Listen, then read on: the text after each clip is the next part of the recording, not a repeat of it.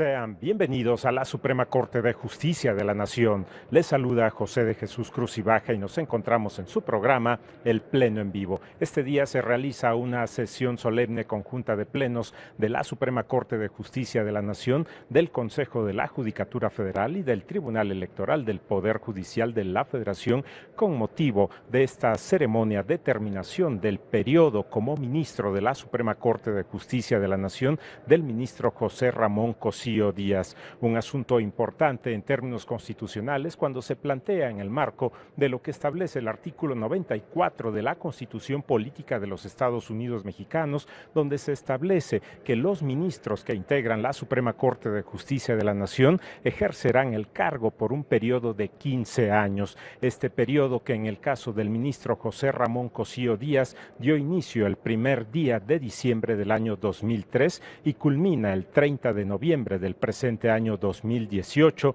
y se realiza esta ceremonia, esta sesión solemne con motivo precisamente de la culminación de este periodo en el cargo. Un momento importante, un momento trascendente en el ámbito constitucional y también de los trabajos que se han realizado por parte del Pleno de la Suprema Corte de Justicia de la Nación, con las aportaciones valiosas del ministro José Ramón Cosío Díaz en el Pleno a partir del año 2003, y también importante destacar el periodo en que él fungió como presidente de la primera sala del Tribunal Constitucional de nuestro país, y este fue precisamente en los años 2006-2007 en la primera sala del Tribunal Constitucional de nuestro país. El ministro José Ramón Cosío Díaz ha integrado precisamente esa primera sala y el Pleno de la Suprema Corte de Justicia de la Nación en términos de lo que mandata la Constitución Política de los Estados Unidos Mexicanos y la Ley Orgánica del Poder Judicial de la Federación.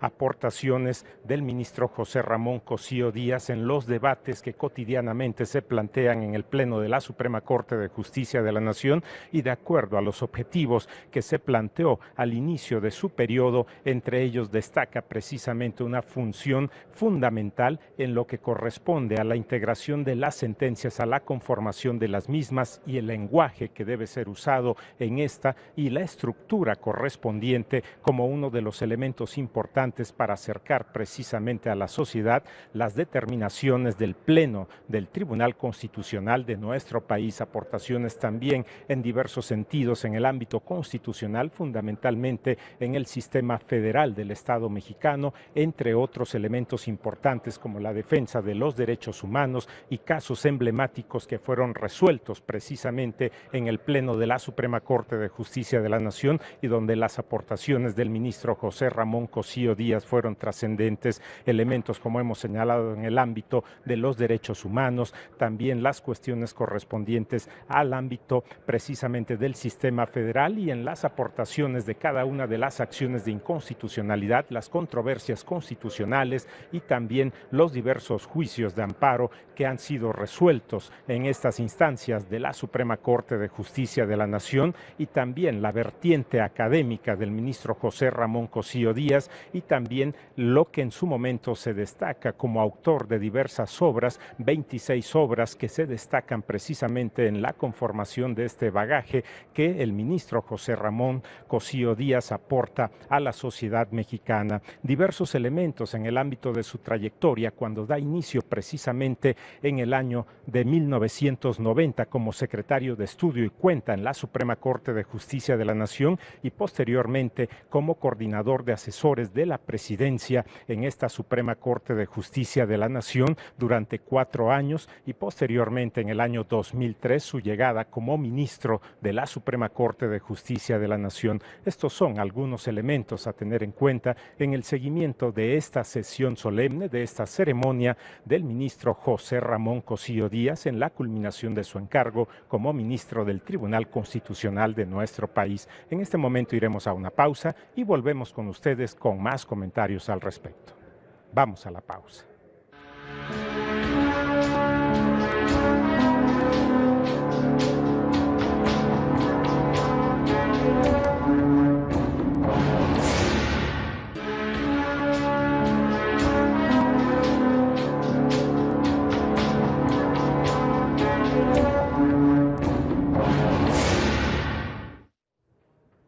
continuamos con ustedes en el marco de esta sesión solemne conjunta de plenos de la Suprema Corte de Justicia de la Nación, del Consejo de la Judicatura Federal y el Tribunal Electoral del Poder Judicial de la Federación. Se encuentra todo dispuesto y damos paso para la sesión.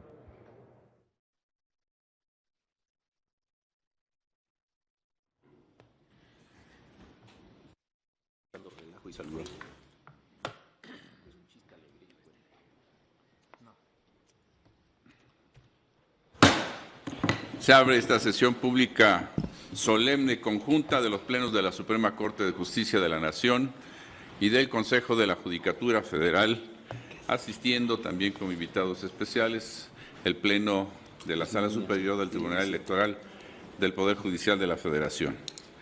Proceda, señor secretario. Sí, señor ministro presidente. A continuación se proyectará el video semblanza del señor ministro José Ramón Cosío Díaz, preparado por el canal judicial.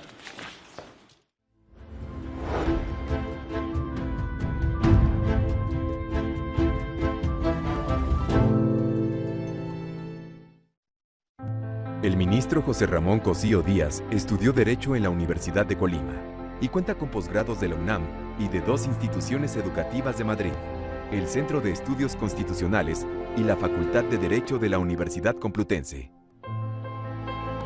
El abogado constitucionalista, que fue elegido a los 42 años para formar parte del máximo tribunal, se ha caracterizado por fomentar el análisis y la reflexión, y por su espíritu liberal. Recibió la influencia de grandes maestros como Jesús Orozco y Héctor Fixamudio, quien lo hizo interesarse en el derecho constitucional, tema que iba a investigar ampliamente y a convertirse en una de sus grandes pasiones. El maestro Fixamudio también lo indujo a colaborar en la Suprema Corte, donde José Ramón fue secretario de Estudio y Cuenta y coordinador de asesores.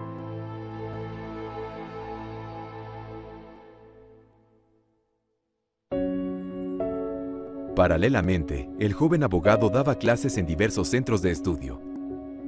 José Ramón Cosío inició en 2003 una de las etapas más importantes de su carrera, pues se convirtió en ministro de la Suprema Corte de Justicia de la Nación. Mirando en todo por el bien y prosperidad de la Unión. Si así no lo hiciera, que la nación se lo demande.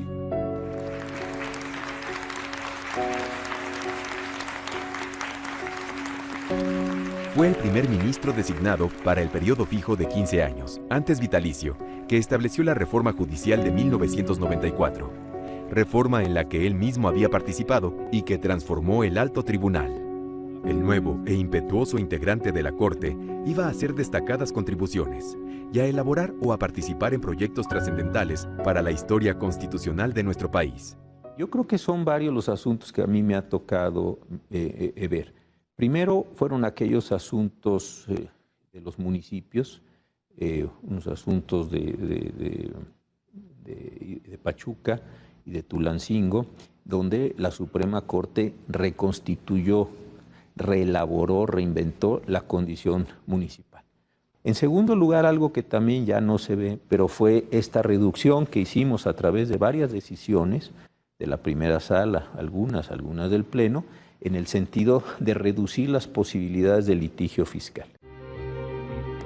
El ministro Cosío también ha destacado por su postura progresista a favor de la libertad de expresión, la equidad de género, la claridad en la redacción de las sentencias, una agenda más amplia de derechos humanos y la impartición de justicia por encima de los estereotipos.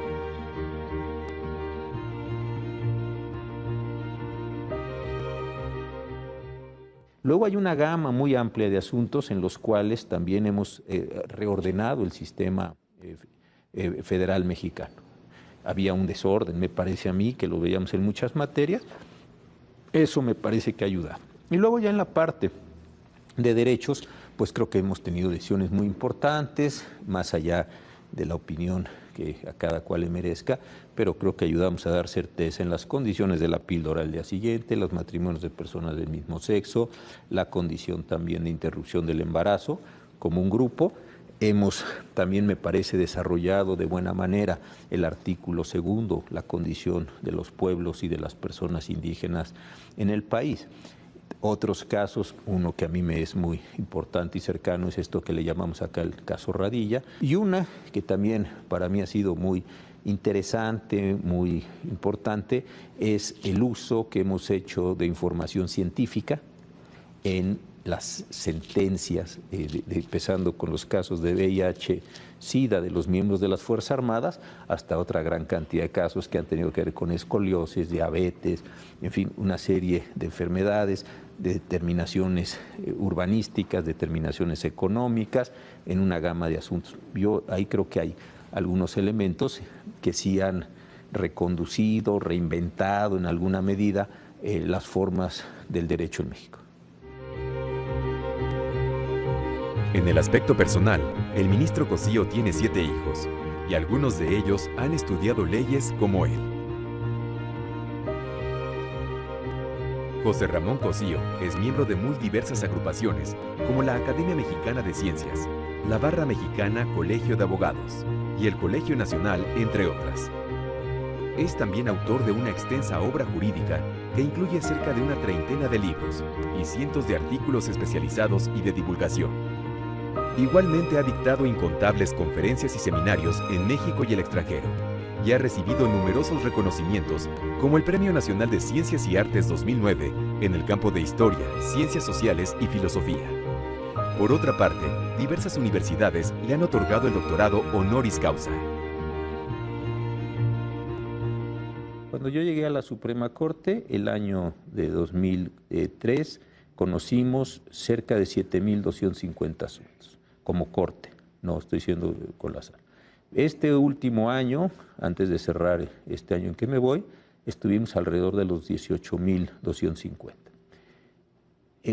Yo creo que es muy difícil que un ministro pueda leer todo, entender todo, resolver todo. Un ministro tiene que hacer un enorme esfuerzo a partir de los equipos de trabajo. Yo tuve la suerte de seleccionar bien a los colaboradores, encontrar personas muy eficaces, muy inteligentes, muy leales, muy comprometidas, muy divertidas, todo eso cuenta, y realmente muchísimo de lo que yo he logrado es gracias a todos ellos. Sin la ayuda de ellos, sin la dirección, sin la crítica, porque todos son bastante criticones, y eso es muy importante, se lograron estos resultados que pues ya cada quien los juzgará. El ministro Cosío concluye en este día un gran ciclo de esfuerzos cotidianos realizados en compañía de sus colegas y de su equipo para dotar al país de una justicia mejor.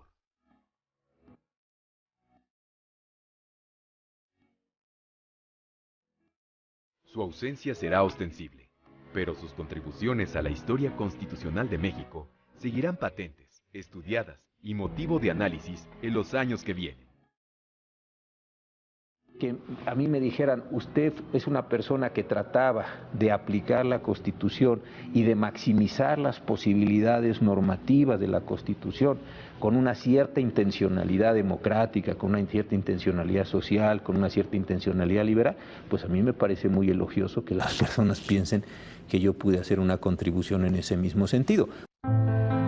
El máximo tribunal agradece todo su arrojo, su empeño y su claridad, uno de los más destacados referentes en la interpretación y argumentación constitucional de nuestro país. Entonces, ¿qué diría yo a mis compañeros que se quedan aquí? En primer lugar, muchas gracias, y en segundo lugar, que sostengan la plaza, que sostengan con fuerza la dinámica, la idea misma de la justicia constitucional. Me parece que puede ser su colaboración al país, a la racionalidad, al mundo de las ideas, a la civilización, manteniendo la idea de que la justicia constitucional importa, porque la justicia constitucional ordena la convivencia social y ordena la convivencia política.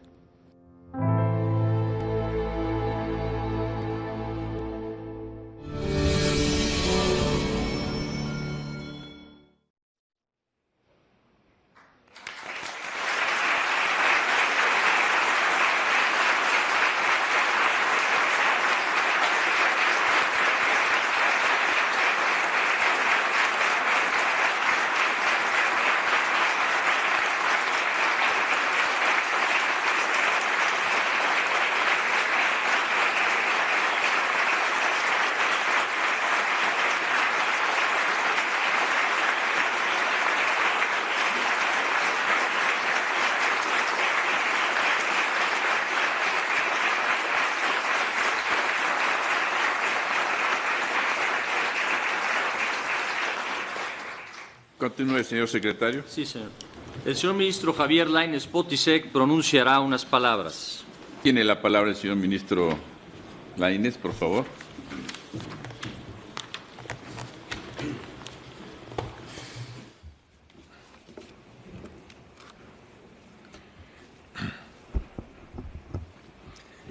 Señoras y señores ministros, señoras y señores, muy buenas tardes a todos.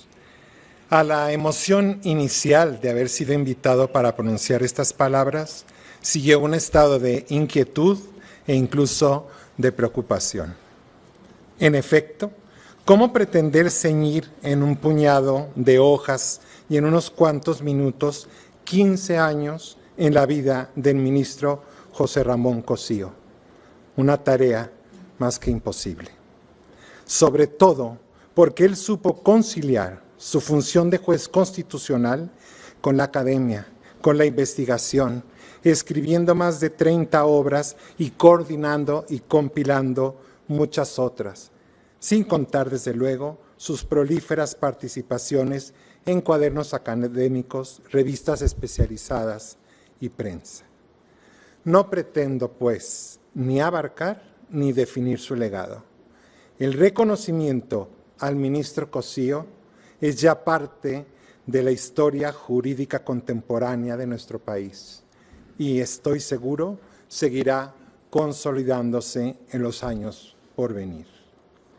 Designado en diciembre de 2003, cuando se utilizó por primera ocasión el procedimiento de nombramiento de ternas previsto en el artículo 94 de la Constitución, después de la reforma de diciembre de 94, marcó el inicio del final de un largo periodo de transición en la composición de la Suprema Corte de Justicia. Desde su llegada al máximo tribunal del país, el ministro Cosío supo entender qué esperaba la sociedad mexicana, desde entonces ya más atenta e informada de su tribunal constitucional. El fortalecimiento del Estado de Derecho, pero no como un lugar común, sino como una condición sine qua non para reencauzar la vida política, social y aún económica de México sobre el marco de la ley.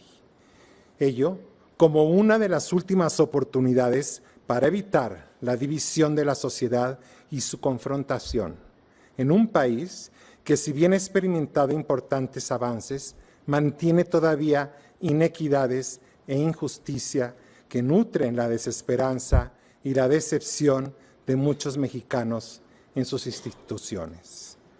Así llega el ministro Cosío con una encomienda que él mismo se impuso.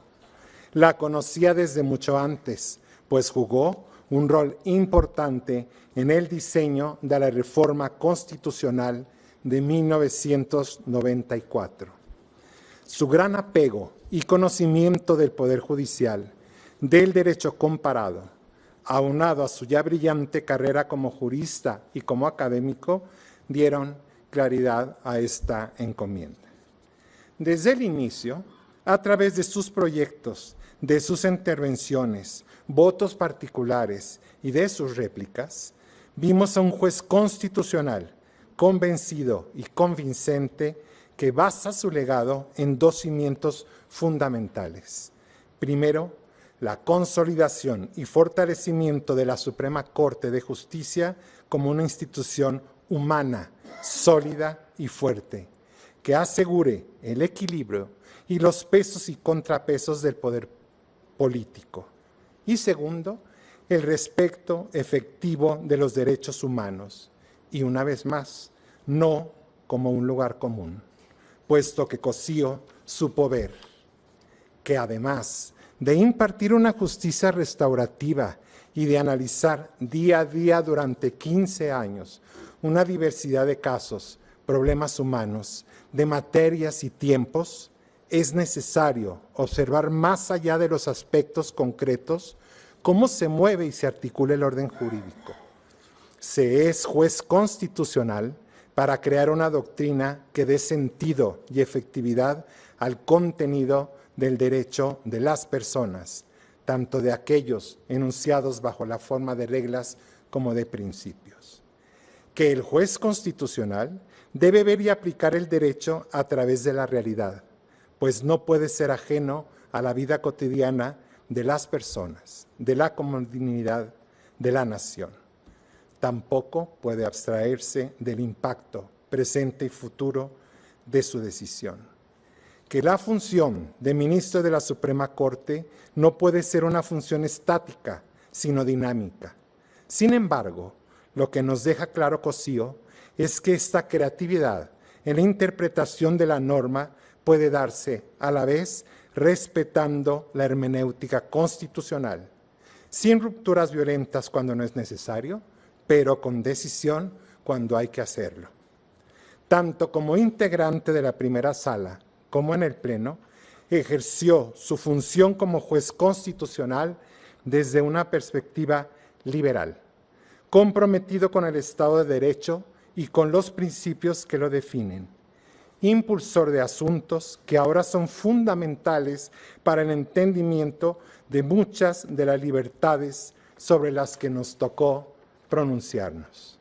Por ejemplo, llevando la libertad de expresión en la Constitución mexicana hasta sus límites, combatiendo la censura e incluso aceptando el insulto como discurso protegido en una sociedad democrática. Sus decisiones destacaron por promover la igualdad de género, aún en aquellos casos en los que el refuerzo del estereotipo no es aparente. El apoyo a la constitucionalización del matrimonio igualitario y el respeto de las decisiones en relación con el derecho de la mujer, como en el caso de la interrupción voluntaria del embarazo, el reconocimiento de la diversidad de modelos de familia y la maternidad subrogada. ¿Cómo no reconocer que una sentencia cambia vidas y suprime prejuicios al proponer a este Pleno conceder el amparo a servidores públicos forzados al retiro por inutilidad, cuando se acreditaba que estos eran portadores del virus de inmunodeficiencia humana, VIH? En materia penal, fue un impulsor de las distintas expresiones procesales de la defensa adecuada y fundamental para transformar la concepción de las violaciones realizadas en la averiguación previa como violaciones procesales. Exploró temas complicados como la proporcionalidad de las penas y la política criminal. Siempre ha favorecido el control judicial de actuaciones del Ministerio Público que puedan afectar los derechos del individuo, la igualdad procesal entre víctima y ofendido, así como de la excepcionalidad en el tratamiento penal de menores infractores. Proclive siempre, sin estridencia, sin excesos, a tomarse el garantismo en serio. José Ramón Cosío siempre partió del objetivo de maximizar la interpretación constitucional, integrando el parámetro de control de la manera más amplia posible, lo que habría de consolidarse en la reforma de junio de 2011, incorporando los derechos de fuente internacional al catálogo de derechos humanos constitucionalmente definidos. Este objetivo de maximización no admite para él obstáculos o restricciones, como quedó claro en uno de sus expedientes más importantes y que constituyen ya un paradigma en la interpretación constitucional en México, el expediente Varios 912-2010.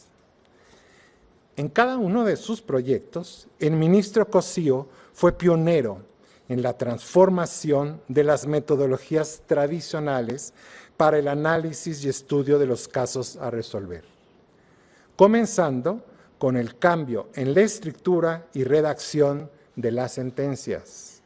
Su pretensión fue siempre comunicar su contenido de manera clara a quien van dirigidas, evitando tecnicismos excesivos que complican su entendimiento.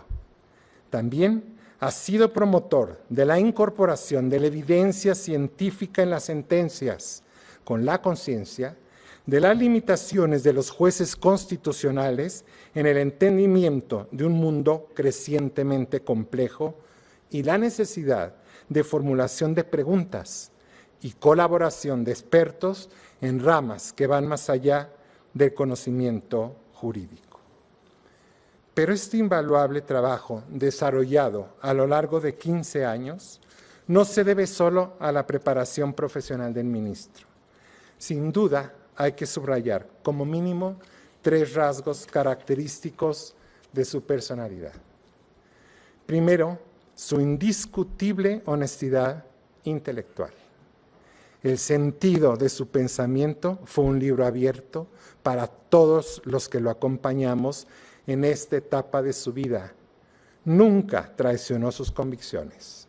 Esta congruencia intelectual le ayudó también a cambiar posiciones y a aceptar la de otros. Segundo, su rigor académico. Se puede o no estar de acuerdo con él, pero no podemos negar que sus posturas siempre son reflexivas, agudas y documentadas. Y finalmente, su integridad en el ejercicio del cargo. Hombre honesto a carta cabal, un valor fundamental para una sociedad que exige de los servidores públicos que actuemos con ética y principios.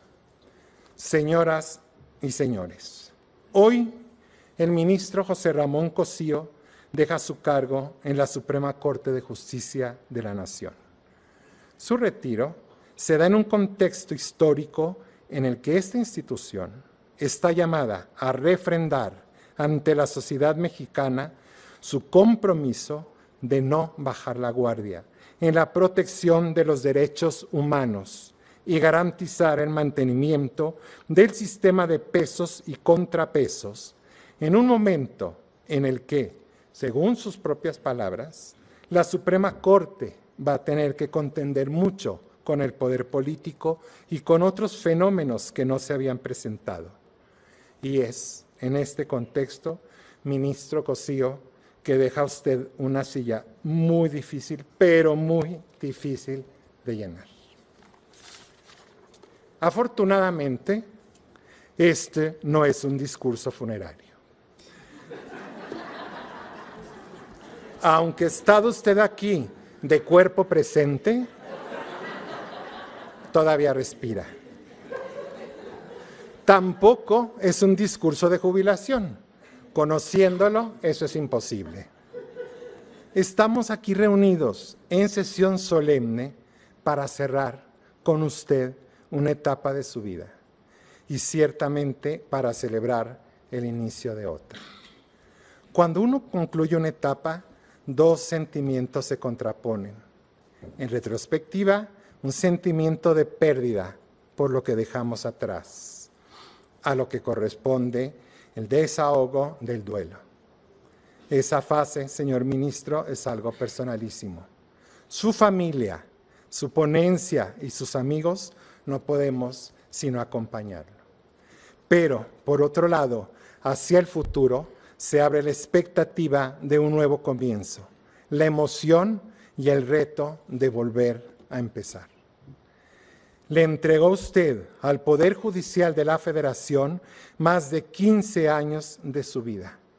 Ahora, desde la trinchera que usted elija, aportará a este país sus análisis, sus reflexiones, sus ideas, que seguramente marcarán pautas y derroteros en la modernización del orden jurídico nacional y en el cumplimiento del ideal de justicia que la sociedad está exigiendo.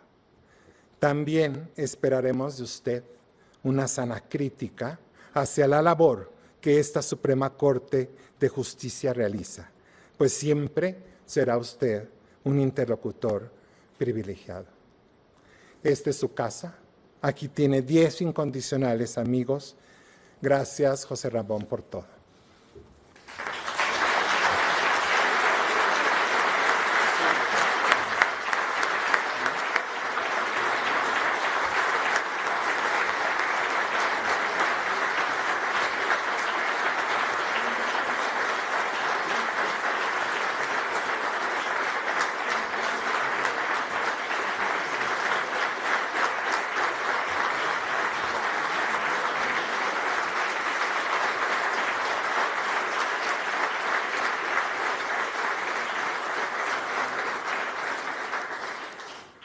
Informe, señor secretario, por favor. Sí, señor. El señor ministro José Ramón Cosío Díaz pronunciará unas palabras.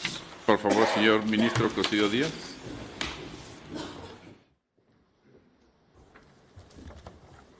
Muy buenas tardes, tengan todos ustedes. Quiero comenzar agradeciendo a mi compañero y amigo de tantos años, Javier Lainez, por estas palabras. Realmente, Javier, lo valoro muchísimo. No sé si todo lo que dices es así, pero me siento muy contento que tú lo digas. En segundo lugar, al señor ministro presidente por haber organizado este evento, por haber hecho todo el esfuerzo. A mis compañeros ministros, a esta integración y a las anteriores, por todas sus gentilezas. En un momento hablaré de ello. También a los compañeros de consejeros de la Judicatura, a los magistrados de la Sala del Tribunal Superior de Justicia. Y antes de comenzar, quiero agradecer a los medios de comunicación que han sido generosos, que han sido muy profesionales, sobre todo a los de La Fuente, y también a los litigantes. Creo que los jueces no reconocemos suficientemente en los litigantes la materia prima que nos aportan para los juicios. Hace años leía un discurso de Oliver Wendell Holmes Jr.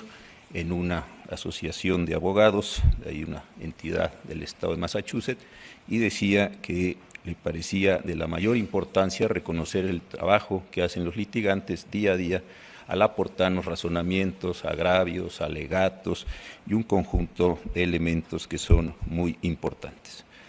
También, en lo personal, quiero agradecer a Mariana, mi esposa, que está aquí con nosotros, desde luego, por haber encontrado, y ella lo dice muy bien, la mejor parte de mí. Me había tardado yo en encontrarla y ella me ayudó muchísimo a encontrar esa parte que creo de mí. A José Ramón y a Ana Lucía, que están aquí presentes, con todo mi cariño, a Natalia y a Mari Carmen, que no se encuentran también a Rodrigo y a Pablo y a Ángel, que tampoco están. Todos están haciendo cosas importantes en sus vidas, de forma que a todos les dejo este saludo muy cariñoso y muy agradecido. A mi mamá y a mis hermanos que están también aquí con nosotros, y por supuesto a una gran cantidad de amigos y exalumnos muy queridos que están también esta mañana por aquí con nosotros. Les prometo que voy a tratar de ser breve, voy a tomar unos 20 minutos de mi intervención. Después la ministra Luna hará un resumen de hora y media más o menos, como ella suele hacer estos resúmenes sintéticos, pero les pido que se acomoden, esto no va a durar tampoco como ustedes creen. Hace 15 años tomé posesión del cargo, desde luego estaba yo emocionadísimo, era para mí una ilusión extraordinaria que pudiera yo llegar a la Suprema Corte de Justicia. Me acompañaron muchos maestros, amigos, compañeros. En ese entonces estuvo aquí con nosotros, desde luego, el ministro Ulises Schmil, mi maestro tan querido, estuvo el maestro Fixamudio, por supuesto. Hoy don Héctor no está con nosotros por sus razones de salud, pero desde aquí le mando un abrazo y le agradezco mucho a don Ulises, por supuesto, que esté aquí. Cuando yo llegué aquí presenté un discurso que para mí era una especie de programa de trabajo. Yo quería comprometerme con la sociedad, quería comprometerme con mis compañeros de entonces, quería comprometerme desde luego conmigo mismo a llevar un programa de trabajo judicial como juez constitucional. Y esto me parece que era importante decirlo. Escogí un título de un libro importante clásico para tratar de establecer cómo quería yo que fueran los trabajos y los días en esta Suprema Corte de Justicia. Pensé entonces que cuando terminara iba a rendir una especie de informe, iba a hacer un balance de lo que yo había prometido en ese discurso y de lo que haría el día de hoy cuando terminara este ciclo. Con el paso del tiempo me parece que es una muy mala idea, por la sencilla razón de que a uno no le debe corresponder hacer la evaluación de lo que uno hace, sino a otras personas. Yo puse varias ideas, varios compromisos, insisto, ya verá las personas que estén interesados en este trabajo, si es que el cumplí o no lo cumplí, de forma que no voy a dar cuenta de aquello que me comprometí, pero sí quiero dejarlo muy claro. El motivo de esta reunión es la culminación, lo dijo espléndidamente Javier Lainez, de 15 años de trabajo en esta Suprema Corte de Justicia. Y de esos 15 años quisiera hacer dos reflexiones con ustedes. En estos 15 años me di a la tarea, y me ayudaron por supuesto a hacer estas sumas. En la sala se egresaron 41.381 asuntos y en el Pleno 5.363 asuntos. Si sumamos ambas cantidades nos dan 46.744 asuntos. Esto es una cantidad extraordinaria de trabajo. ¿Cómo es posible, se preguntarán ustedes, que una sola persona pueda realizar esta tarea? Si el año tiene 365 días y lo multiplicamos por los 15 años nos dan 5.475 días. Eso dividido en el total de asuntos impone la obligación de revisar 8 asuntos y medio diarios. Si eso a su vez lo multiplican por 50 páginas por asunto, pues ya andamos en las 400 páginas y eso lo dividen entre 12 horas y después ya verán ustedes que es una cantidad enorme de trabajo, les abrevio la aritmética. A esto adicionalmente hay que estar aquí en el Pleno, que ocupa muchas horas, hay que atender a las partes, a sus litigantes que tienen el derecho a hacerlo, hay que tener juntas, hay que revisar los proyectos propios, hay que revisar las tesis y hay que hacer otras muchas cosas más. Y la pregunta entonces importante en esta primera reflexión es ¿cómo se puede sacar este trabajo? Y yo la verdad creo que esto es gracias a los equipos de trabajo. Voy a hablar del que yo tuve a mi cargo y con el que conviví más que tener a mi cargo, lo que le llamamos aquí entre nosotros en el argot la ponencia. En febrero de 2004, poco antes que yo llegara aquí, Roger Bartra escribió un libro espléndido y en ese libro hablaba de un concepto que es el exocerebro. Él decía que no hay que andar buscando la mente de las personas, no hay algo como la mente, sino que hay la posibilidad de que uno en la vida se extienda a través de la cultura y complemente sus limitaciones, genere conocimientos, comparta conocimientos y pueda hacer cosas con ese conocimiento como si esta fuera una herramienta. A mí me pareció un criterio interesantísimo del profesor Bartra y yo cuando llegué aquí traté de organizar así la ponencia. Invité a personas muy inteligentes, todas, unas de la carrera judicial, otros de fuera de la carrera judicial. Al principio aquello fue complicadísimo. Los de la carrera judicial no habían leído el último libro de la última editorial, de la última edición, y los que estaban fuera no habían visto un expediente de 20 tomos, ni de 10, ni de 5, y a lo mejor algunos ni un expediente. Llegar a conformar ese equipo, utilizar las dos inteligencias, las dos experiencias, costó muchísimo trabajo en los comienzos. Unos se creían superiores en una cosa, los otros se creían superiores en otra, pero fuimos trabajando en eso.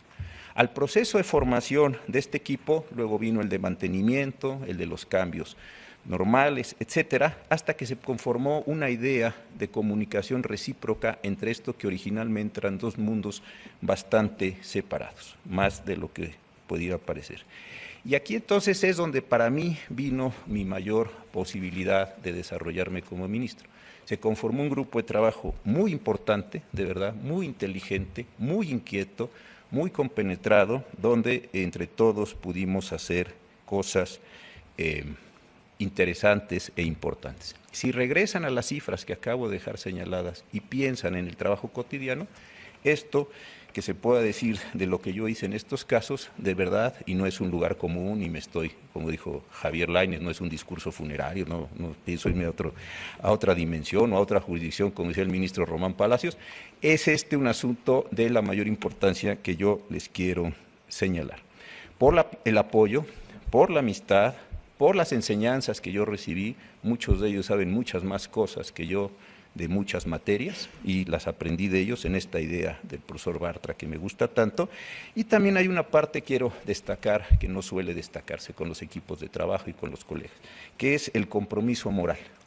A veces en este cargo hay seducciones muy interesantes, los medios lo identifican a uno y hablan de uno como de una posición, los libros dicen otra cosa, uno tiene un constituency, un grupo del que viene, unos vienen de la academia, otros del judicial, hay varias posibilidades de entender esto. Y lo interesante es qué hace que uno no sea seducido en estas condiciones. Desde luego la convicción personal, pero aún en esos momentos donde uno podía intentar salir un poco, el equipo de trabajo regresa y dice, jefe, usted nunca ha votado así, usted no puede votar así. Y esta parte de ordenar, esta parte de mantener, esta parte de hacer presencia, de verdad que es importantísima en todos estos elementos. No voy a mencionar a cada uno de ustedes, los de la ponencia, en lo particular esto llevaría muchísimo tiempo, me parecería un exceso. Ustedes saben que el afecto que les tengo, lo mucho que he aprendido de ustedes, lo reconocido y lo agradecido que estoy por todas estas cuestiones, de forma tal que quiero públicamente, y en esta mi última sesión en el Pleno de la Suprema Corte, ayer tuve una muy linda despedida de la sala, con mis 4 compañeros, pero sí quiero dejarles constancia a todos ustedes de esta importantísima labor que han hecho, si bien es cierto que yo los ayudé a llegar o nombré o en fin lo que fuera, lo importante es el trabajo cotidiano que todos ustedes han hecho, así es que queda ahí mi gratitud para todos ustedes. En segundo lugar, de estos 15 años he pensado algunas cosas. Cuando uno llega aquí, existe una enorme presión, y una enorme presión por los asuntos. El asunto 1, el asunto 2 consumen mucho tiempo. Sentarse en el tribunal pleno es muy complicado, no sabe uno a qué horas intervenir, a veces interviene uno muy antes y entonces no tiene sentido lo que uno dice, a veces interviene uno muy después y no tiene sentido lo que dice. Esto es un conjunto de prácticas. Yo llegué en una corte que tenía ya varios años establecida, muy fuerte, con juristas, con ministros muy competentes y duros en sus formas de argumentar y de ser. Entonces, todo ese trabajo no se nota. Pero una vez que uno empieza a entender los asuntos en lo individual, hay algo que es bien interesante, y esto tiene que ver con la dinámica jurídica que me enseñó don Ulises, y con la historia del derecho y la sociología jurídica, que esa es una afición personal. Y es tratar de entender cuáles son los ciclos históricos que se dan en la Corte. Porque en ciertos momentos unos asuntos aparecen y unos asuntos no desaparecen. En algún momento hay una crisis por un cierto impuesto y 4, 5, 6 meses después eso no existe más. Llega el momento de la proporcionalidad apenas sube y después desaparece, la interpretación de una reforma, de un artículo, y esto va teniendo ciclos históricos. Y esta parte es la que a mí me ha resultado, después de la resolución de los casos, más interesante.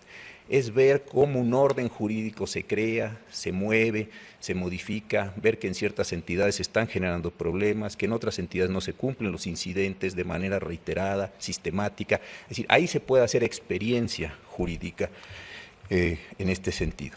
Y hoy que me voy quisiera brevísimamente, para dejarle el turno a la ministra Luna, hacer unas consideraciones sobre este aspecto.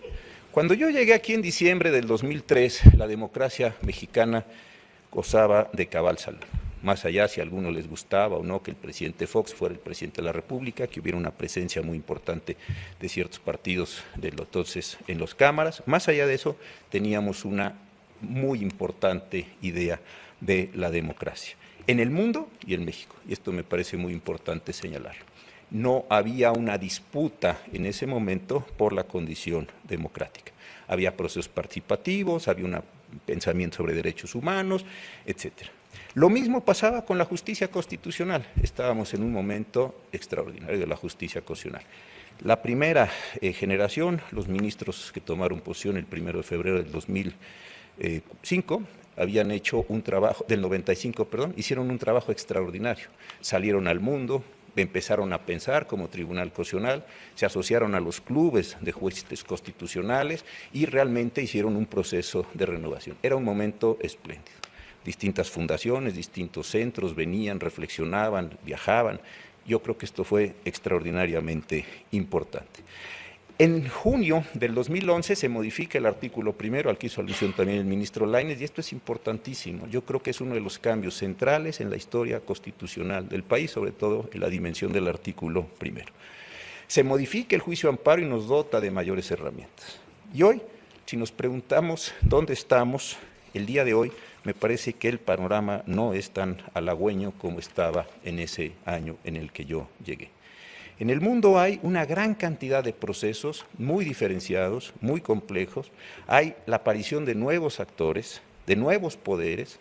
Existe también autoritarismos, existen también aprovechamientos militares en la historia. Existe también una mayor concentración de la riqueza que se presentó antes de la crisis del 8. Hay un mayor capitalismo financiero moviéndose por el mundo, una globalidad cuestionada, ese proyecto de la globalidad ha disminuido y hay, como todos sabemos, un reverdecimiento de los siempre muy peligrosos nacionalismos. Hay una conflictividad con la democracia hoy no se mira como hace 15 años, desafortunadamente, no se mira ni como sistema electoral, ni como democracia sustantiva, como entendimiento racional de las comunicaciones entre nosotros. Hoy en día es bastante común que se diga estamos pasando un periodo histórico semejante al periodo de entreguerras, después de la caída de Weimar, después de la condición monárquica en Italia, después del ascenso de Stalin al poder en la Unión Soviética, etc. Y yo francamente he pensado que esto no es así. ¿Por qué creo que no es así? Porque en aquel entonces lo que se pensaba era cómo destruir el poder político y creo que el signo en nuestros tiempos es cómo desde el poder político disminuir la democracia. Y este me parece que es un asunto central. Hay muchísimos casos en nuestro continente, en el europeo, en el asiático, no es caso mencionarlo ahora, para no quitarle su tiempo, pero sí me parece que es muy importante verlos en este día. Si ustedes pasan hoy por las mesas de novedades de cualquier librería importante en México, en el extranjero, ustedes encontrarán muchísimos libros que están hablando de la crisis de la democracia, la muerte de la democracia, la defunción de la democracia y, muy importante también, libros que están hablando de la enorme crisis, de las enormes presiones que está teniendo el sistema liberal y los valores constitucionales. Esto es conocido para todos nosotros. Sin embargo, me parece que a 15 años hay que hacernos una pregunta distinta, y esta es, ¿cómo muere la justicia constitucional? Tenemos más o menos diagnosticado cómo muere la democracia. Y la pregunta es, ¿y la justicia, la general, la de todos los días, y la constitucional, cómo mueren? La justicia me parece que no hemos podido explicar que los jueces no hacemos justicia, nosotros realizamos jurisdicción. No tenemos una capacidad metafísica, no tenemos una capacidad religiosa, no tenemos una omnisciencia para saber qué es la justicia, sino que lo que nosotros hacemos es llevar procesos racionalizados, ordenados, reglamentados para, en las condiciones de un orden jurídico, establecer y dar a cada quien lo suyo, no bajo una intuición, no bajo una entelequia, sino bajo un pensamiento propio. Esto creo que no lo hemos podido hacer. Pero creo que el problema es que en esta crisis de la democracia que estamos viviendo, ¿qué le sucede a la justicia constitucional? Creo que la crisis de la democracia está trastocando la imagen general de la justicia constitucional y esto me parece peligrosísimo. ¿Por qué? Porque la democracia en el apoderamiento de los órganos de Estado está suponiendo que puede hacerse desde los órganos de Estado lo que venga en gana, que porque al final de cuentas se tiene un gobierno legítimo y mayoritario. Y la función central de la justicia constitucional es precisamente retener esos intentos. La Constitución austríaca de 20 no generó una gran justicia constitucional, la Constitución española de 31 tampoco. Ese es un producto generado con posterioridad a la Segunda Guerra Mundial como un producto culturizado. Y aquí es donde me parece que está el tema central. La justicia constitucional puede morir, así como muere la democracia, cuando no somos capaces de generar todos los elementos de refuerzo para ellas. Hace unos días citaba un profesor aquí una pregunta de Eric Hobsbawm, el famoso historiador inglés, que yo creo que nadie tiene sospecha del pensamiento y del empaque moral e intelectual de Hobsbawm. Y decía Hobsbawm que una democracia necesita demócratas. De exactamente la misma manera, yo creo que una justicia constitucional requiere, y perdón que parezca simple, pero no lo es, jueces constitucionales. Jueces que estén sosteniendo una plaza, que es la Constitución, jueces que estén sosteniendo una función que es la Constitución. Esta me parece la figura histórica de nuestro tiempo. Hace 15 años esto prácticamente se daba por descontado, yo no creo que hoy esto se dé por descontado en muchísimos lugares del mundo.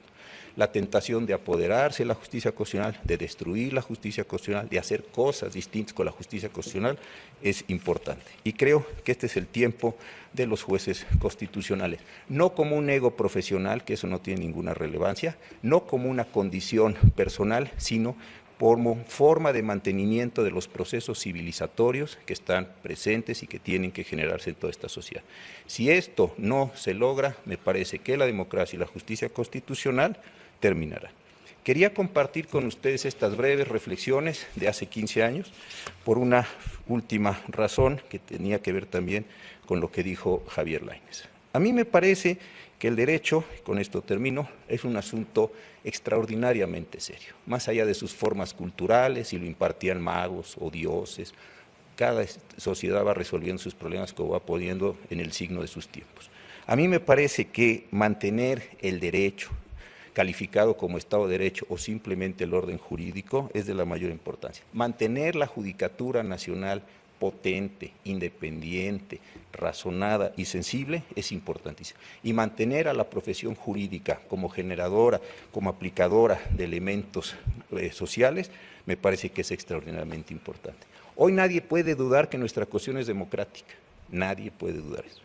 Nadie puede dudar que nuestra cuestión ha logrado los mayores estándares que el constitucionalismo de nuestro tiempo como base material le determina. Tiene un catálogo extraordinario de derechos de fuente constitucional y convencional. Tiene un principio pro persona, tiene jurisdicción constitucional, no le falta nada.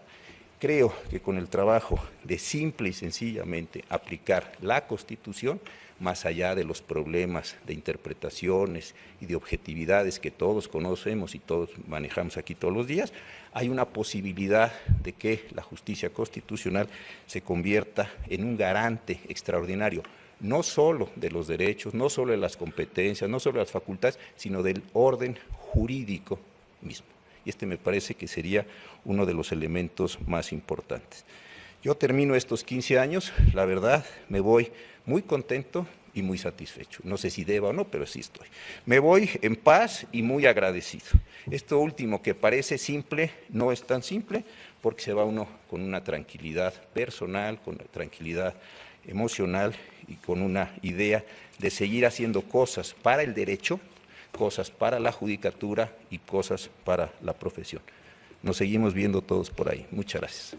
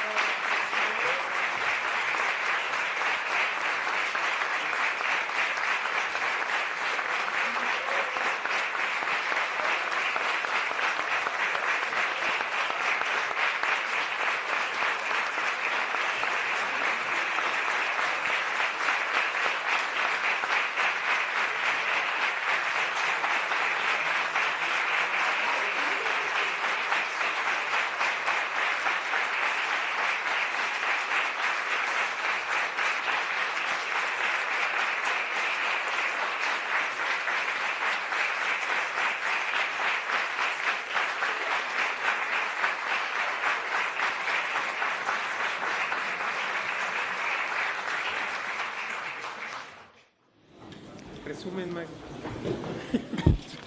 Capaz que se lo he hecho. Continúe, señor secretario. Sí, señor. El señor ministro presidente Luis María Aguilar Morales entregará al señor ministro José Ramón Cosío Díaz reconocimiento firmado por los señores ministros que integran esta Suprema Corte de Justicia de la Nación.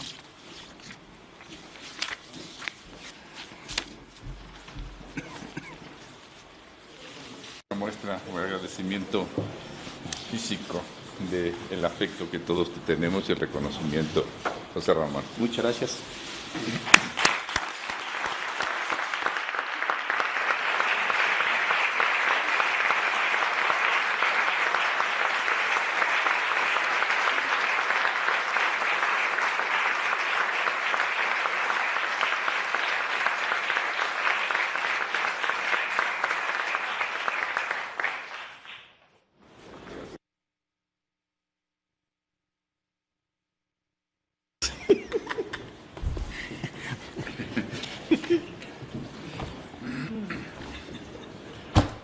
Pues habiendo llegado al final esta sesión, llegando como todas las cosas a su tiempo, voy a levantar la sesión, señoras y señores ministros, de nuevo agradeciendo al señor ministro Cosío su participación en este Tribunal Constitucional y los convoco, señoras y señores ministros, a la próxima sesión pública ordinaria que tendrá lugar este próximo lunes en este recinto a la hora acostumbrada.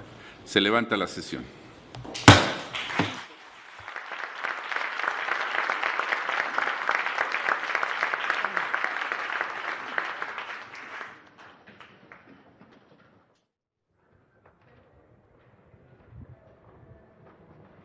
Concluyó esta sesión solemne con motivo precisamente de la culminación del periodo en el cargo del ministro José Ramón Cosío Díaz, 15 años de servicios como ministro en la Suprema Corte de Justicia de la Nación y que dieron inicio el primer día de diciembre del año 2003 y culminan el 30 de noviembre del presente año.